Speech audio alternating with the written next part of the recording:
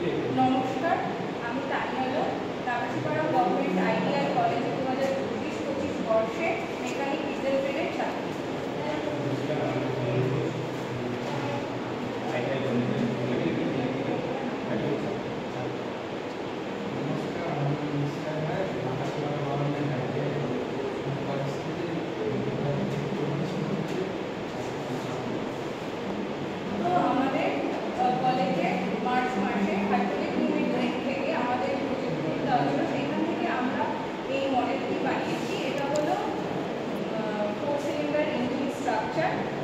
তো ইঞ্জিন সম্পর্কে আমি কিছু বলতে চাই।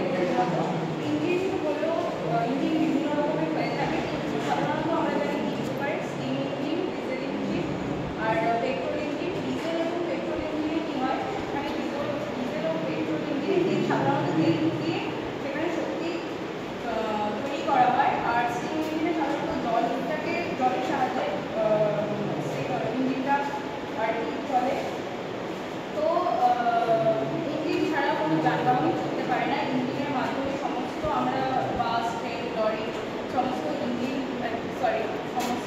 যানবাহন চলে।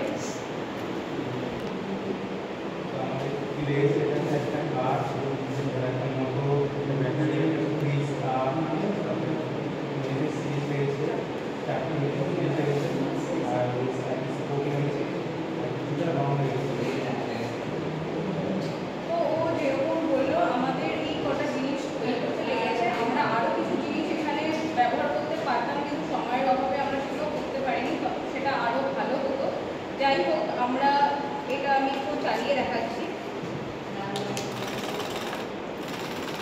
এইখানে দেখতে পাচ্ছি যে এইগুলো সিলিন্ডার ব্লকের কাজ করছে, 4টে সিঞ্চ। এইখানে পিস্টন রড আর ভেতরে যে পিস্টন আছে সেটা ঘোরাচ্ছে, ঘূর্ণনের সৃষ্টি হচ্ছে। এই সাইডে ফ্লাইং হুইল আছে। ক্যামশ্যাফটের মাধ্যমে কানেক্টিং রডগুলো রয়েছে, যার সাহায্যে দুটো লাইট চলছে, ব্যাটারি রয়েছে।